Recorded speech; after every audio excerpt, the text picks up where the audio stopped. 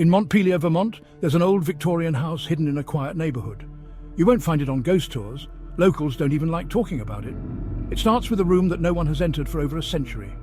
Every owner of this house has noticed the same unnerving detail. One room on the second floor has been permanently sealed since the early 1900s.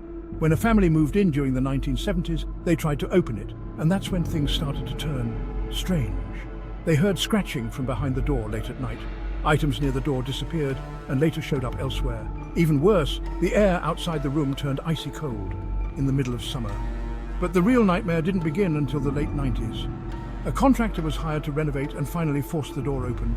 The room was frozen in time, as if no one had ever stepped inside.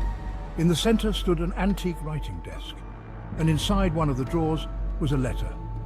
Here's where it gets bizarre. The letter was addressed to someone living in the house at that exact moment. It read, "You should not have entered.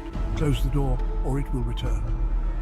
Within days, the family claimed to see reflections that weren't their own. Whispers echoed from empty rooms at night, speaking in voices no one recognized. The weight of dread grew thicker, like something unseen was watching, waiting. Eventually, they resealed the door, and no one has dared to open it since. No records explain what's inside the room, or what happens if it's disturbed again.